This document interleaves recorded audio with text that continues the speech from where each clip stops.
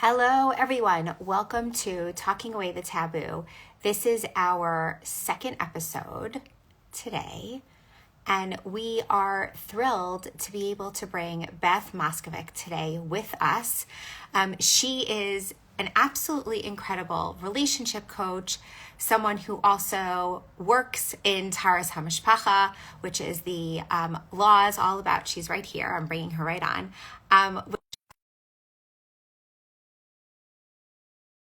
Today, we are going to be talking about specifically all of these different laws in relation to all kinds of fertility challenges and how, oh, I'm so glad that you are also wearing a sefel because I decided that today was the day I was not putting on my shades. So for everyone who's just listening to this at some later point, Beth and I are both wearing our scarves today, not a wig.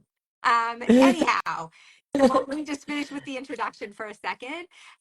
So we know that there are fertility challenges in general, whether you're struggling to get pregnant or whether you've had a loss or are dealing with any kind of journey trying to build your family.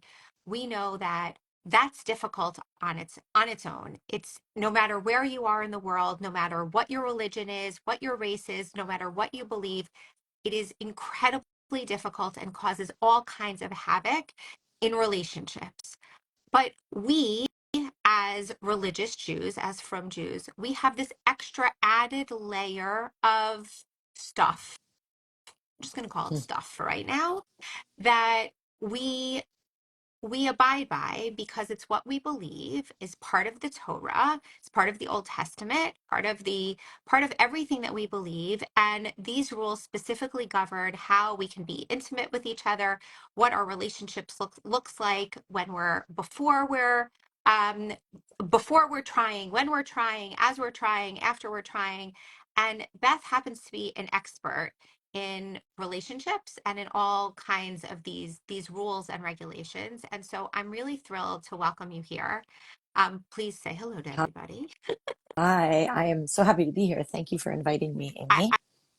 I look, Beth and I actually just spoke a little while ago, and we are big fans of each other. So it's just Yes. where I'm so excited to have you here. And so let's just get right into this. You are a mother of six. You have been married for X number of years, and you have developed this career in specifically supporting women and families as they are going through their lives from the beginning of their marriage into, different relationship challenges that they have. So just give us a little bit of a window into like a little more of the work you do, and then we'll launch into everything that you do with the fertility lens.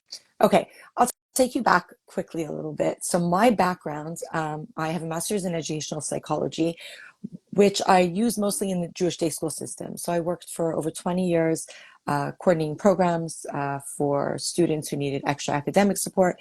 And I found myself mostly working with women, working with moms, working with teachers, of course, who were for the most part women. And through that work, while I was, creating programs, resource rooms, academic programs for children, individualized learning programs, a lot of my time, the majority of my time, I found myself coaching women and really having moms on the phone and helping them navigate through the challenges and the struggles they were facing with their children. But what I did learn through my contact with their children and through working with them and as working with a couple together with their child is that when we can really create a strong foundation in our marriage, learn healthier ways of connecting, what I call, better marriage habits, develop better habits, in our marriage, better ways of communicating. It really has this like positive spillover effect into our family. And that really for me stems from that work. And that's what really brought me after that in, I would say, the past, 5 years to focusing more on really taking that and coaching women and couples. And of course, developing this passion that I have for Taras Mishpacha and teaching kallahs and really any women that want to learn more about this mitzvah, I work with a lot of women who, like me, did not grow up with a background in Taharat Mishpacha or with, parents who kept the cycle of Taharat Mishpacha and a mom that went to the mikvah. So, I connect a lot with the girls that are coming to it without any background in it. And, I also work with girls that do have more of a background through their family, growing up more from and Okay. observant. Okay, perfect. So that sets the groundwork. So by the way, for everyone who didn't listen to all of what she was said, which you should have, Beth is an expert. So now that we have established all of that, okay, so Beth, I deal with people all day long, women mostly, but definitely with couples and sometimes with men who are desperate to have a baby. And whether that means that they're trying to have a baby, or whether it means that they've lost a child or they're on a separate path, adoption, surrogacy, whatever it is, these are people who are already feeling the emotional strain of not being able to have the family that they dreamed of. Sometimes it's they haven't been able to have a child yet, even one child. And sometimes these experiences are much later on. It might be they have one, two, Mm-hmm. three, five children already, and yet they want more, and they are at that point they're dealing with all these different kinds of challenges. And so what we've just spent the last week talking about is the difficulty that people have connecting through the lens of the women's cycle and Taras HaMishpacha, which are the laws of family purity, which say that when a woman is menstruating, when she gets her period, for those 5 days plus another 7 days, so around 12 days a month, she's forbidden to her husband. She can't touch him. She can't have any kind of intimate relationship with him. And then the other half of the month, assuming that someone has a typical 28-day cycle, so we're talking about half the month, which is no touching, no anything, and the other half of the month, which all those things don't apply. You can do anything you want. But when you're already feeling this Mm-hmm. tension and the communication is not great, can you give us some thoughts, suggestions? Like, what do you see when people are going through this? How can they make this a little bit better, this time of separation? I think it's how we look at this time of separation. So we know that Hashem tells us that how we connect it at the soul level. So a couple is really two halves of one soul. And we want to go back. The ultimate goal is to reconnect at the soul level, and it's through the physical, right? That we connect. But it doesn't mean that in that time of separation, Hashem wants us to separate. So I think that's a big perspective shift that I think we need to take, that Hashem is there. And I always teach this to my kallahs and the women that I work with. Hashem joins us in the moment of intimacy in the physical. But in commanding us to be separated, Hashem is also there with us there. So how are we using that time to elevate the relationship? And like you said, a lot of energy is put into trying to conceive. And there's a lot of physical that needs to be put into that when you can be physical. So it's like shifting the perspective to, yes, there's a lack. Yes, there's a void. When you can't have a baby, even if, like you said, you have some children and then you're trying again, or it's a couple that doesn't have any children, we come at it from a place of huge lack and void, because this is something important. Connecting through a child, growing your family, is something at a high level in a couple. If you ask a couple why they got married, what's the purpose of marriage, the first thing they'll say is so that we can have a family, so that we can have children. For continuity, this is what being Jewish is about. But at the same time, taking that time, so I go back to that whole idea of niddah and separation, rather than looking at that time as a void, that space, because it's a space. How can I fill that space with an emotional, spiritual connection? So that's something that I try to help, women and couples shift to, because, like you said, I think the story on your story, what you shared when someone shared with you, is that it can feel like a punishment, and add to it the layer of struggles with fertility. I think it could feel that way to a couple who isn't struggling. So even more so, if this is, this is a huge challenge they're trying to surmount, I think that I get that it could feel that way And what very much. and also, I mean, I want to specifically call out the people who were pregnant and then had a loss. Mm.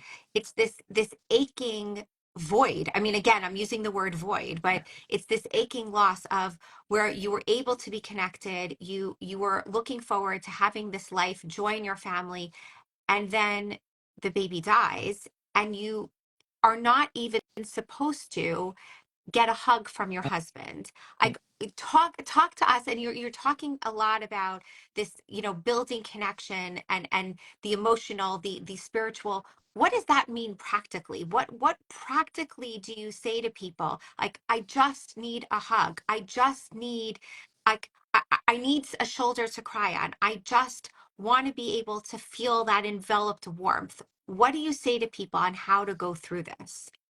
I think that, I mean, there's no discounting that it is through the physical. We're human. We're made to connect through physical affection, through touch. It's healing. But at the same time, I think there's other ways. And I think that when we build those things into our marriage, I'll try to build them in a little bit every day. It becomes more like daily habits, daily inputs in small ways in the marriage. Then when we enter these times where it's rougher and it's harder and we feel like, we need that hug, we have those go-tos because those are part of our relationship. So for example, just voicing acknowledgement to each other. I appreciate so much that you're here with me. I think also kind of dealing with the elephant in the room. Right now, I really do need a hug. Sometimes we need that hug, but we don't say what I'm feeling right now is that I need the hug. But I'm happy that I can have you near me, that you can just be close to me. I think it can also alleviate some pressure because there's a level of pressure that I think both partners feel, but a husband can feel, he wants to. It may sometimes appear to, and this is what I get sometimes in my coaching, that it looks like he doesn't want to, or he doesn't know how to, or he doesn't get what I'm feeling. But I shared this actually on my page today. We don't know the inner world of our partner as much as you can, know them inside out. I know my husband for 23 years, and there's so many things I know about him, but I don't know everything that's going on inside of him in the daily. So again, it's not to assume that he doesn't want to. So I think it's to talk about it, to normalize expressing to each other. Outside support is great. It's essential. I think it's important to have a trusted friend you can, share with and say, this is really how I'm feeling. This is what really I want. But I think that it also elevates the relationship, and it's a space where we connect vulnerably, and that creates that emotional connection. I think that in itself, saying that I'm just so happy to have you here with me. I'm grateful that this is hard, but we're in it together. I think that when we voice that, it really actually creates that reality that we're in it together. I think it's important to say we're in this together because, like you said, the challenges in communication can really make us feel like we're not in this together.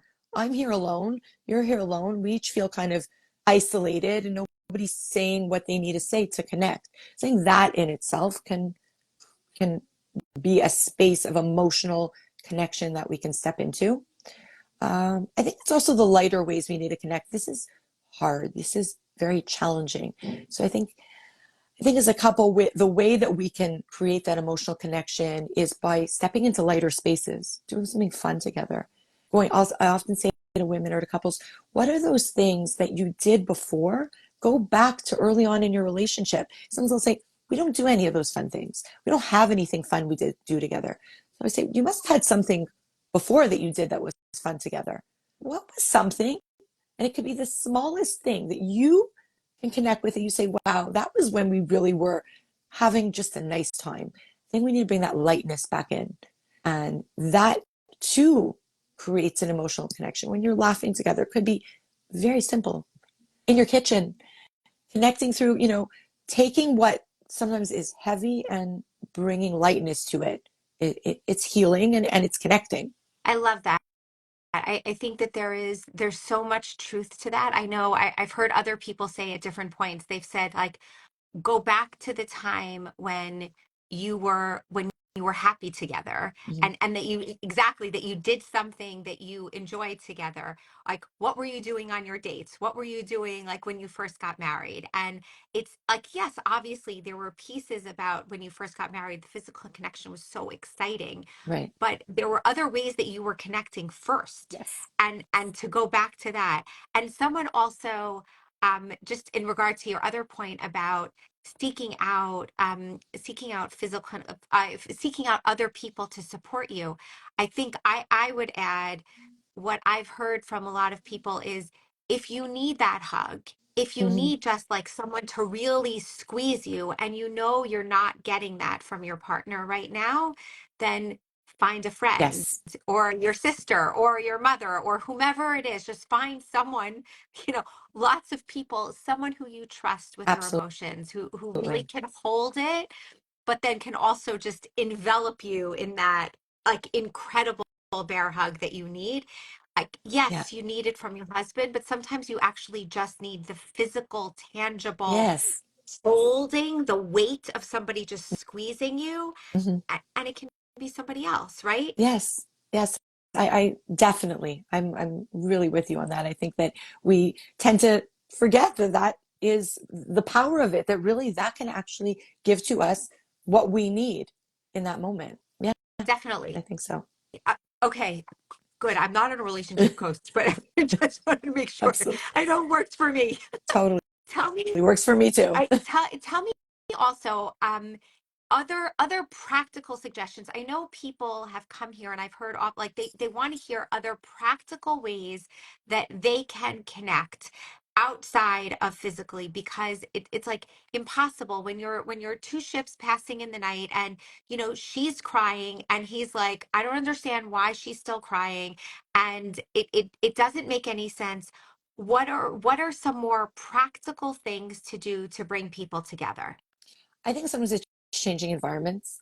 I think you reconnect at the end of the day, back in your house, back in the same space where you're feeling this heaviness, and it's kind of like the challenges are, written everywhere in that space. Sometimes it takes a small change. I'm not saying like jump on a plane and head out, go down to Miami. I'm saying just get in your car and go for a drive. Sometimes it's just that you get in your car, you go for a drive, you put on a song that you like, singing in your car, uh, even just listening to it if you can't sing, like just changing, looking out the window. Um, and then those conversations open up in the most unexpected ways. Sometimes my husband and I will say went out for dinner, but the purpose wasn't actually going for dinner. It was just this drive to the restaurant and home. And that's where we connected the most. I So God, so true. So true. So it's just, don't underestimate. Don't think that you need to wait for something like, it's not waiting for something big. It's the text messages. I think it's also that negativity seeps in and is so, so strong. It's so potent that we need to remember that it's going to take work to bring this connection. So I think a lot of times we get discouraged because we're like, why isn't it happening? It actually really takes work. When you start doing it, after a while, it doesn't feel so much like work because, again, it becomes a habit. It becomes just more of a natural way of connecting. But sometimes things can feel unnatural. Compliments can be unnatural. If you're not somebody who easily gives compliments or receives them, compliments are elevating. And even if you didn't do it before, doesn't mean because you didn't do it before, doesn't mean it won't work in your relationship. We need to bring in some newness. I think that's also it. And you can kind of like throw your partner off in this positive way by saying, hey, oh, I like that color you put on today. And it's elevating for you as the giver, which you need that elevation. And then they're receiving it. So you're both benefiting from it. So what can feel unnatural, I think it's being patient with yourself and saying, I'm going to try these things. Working with somebody you trust, learning different ways, and some of them are the ones I'm sharing, and saying, okay, maybe the first time it didn't feel like wow, but I'm going to try again, and I'm going to try again. Uh, those, like I said, acknowledging, sharing what you're grateful for. It could be through a text message during the day. Sometimes during the day, especially when you're going through these challenges, you can feel so disconnected. And it doesn't have to be to open up a big conversation. It's not even necessary. It's just to be, hey, I'm thinking of you, just checking in. That can bring in also more closeness. Also, it can squash a bit of that negativity. It's another way. It's just, open it. Oh, just open it up that you're on my mind. You're in my heart, in my thoughts. I appreciate having you. Whatever it is, thank you. Those bring again more connection into the relationship. I mean, what you're saying effectively is what we say always when somebody is going through a hard time and friends want to know like how can I reach out? Right. Like what do I say to them? And what you're saying is actually do that to your spouse. Like that it doesn't have to be like that outside person who's beyond your sphere or someone who you don't interact with very much. It's even the person who you really live with and saying like, "Hey, just thinking about you.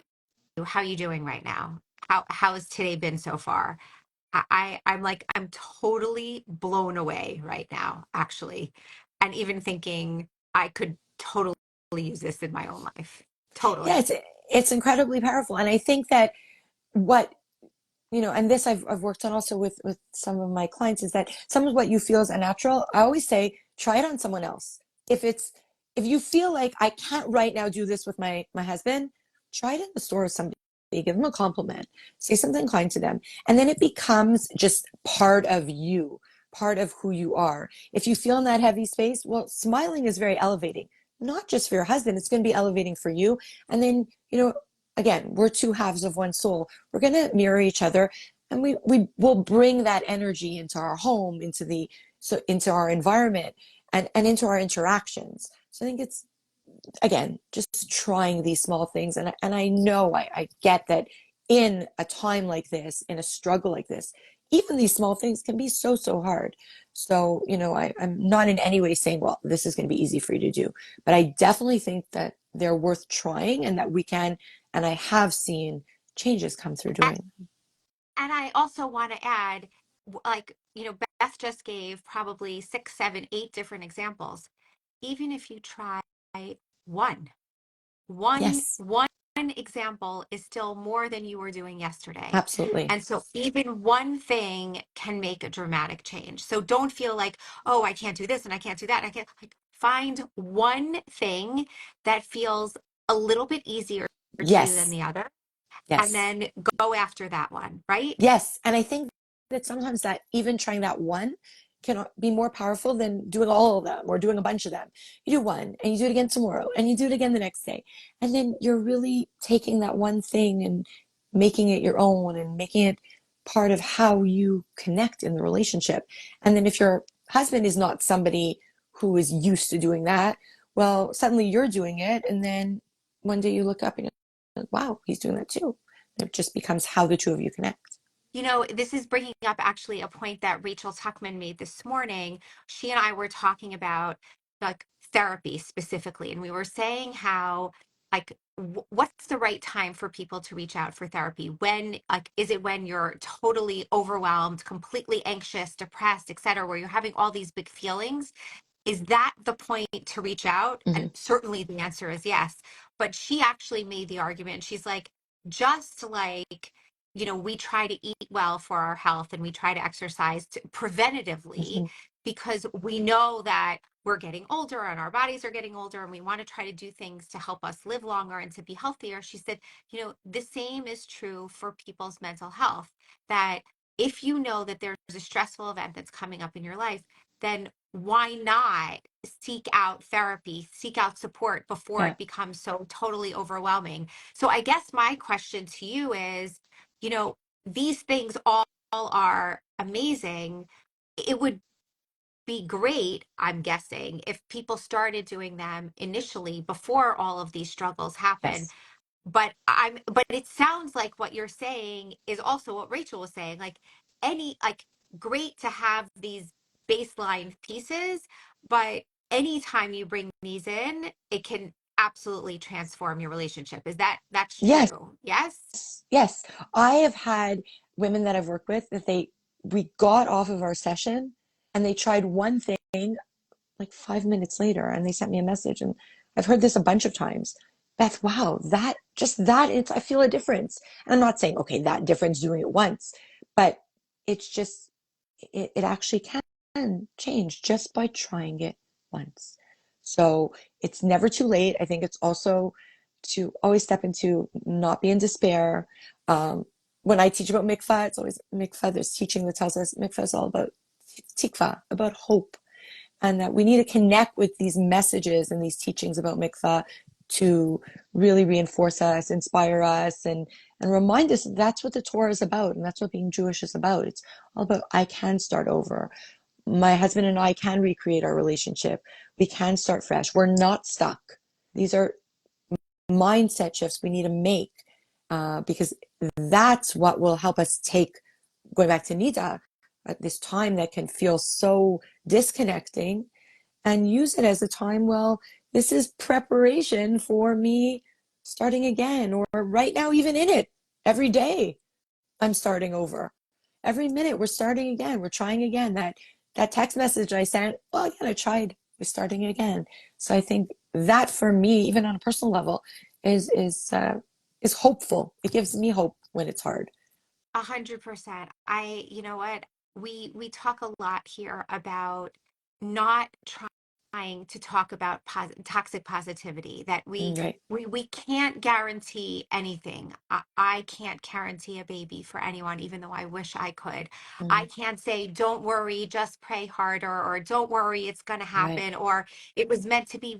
I can't say any of those things, but it sounds like what you're saying is we each have a piece in the relationships that we have with our spouses and Mm. with our partners, and we don't have to accept the status quo, that there is hope even in this, and that we can actually make it better. Yes. And it's really, I think it's all about trying. We'll mess up and we'll try, and then we'll say, but I tried and I tried to do better, but how did, because we're human and that's what we're going to do.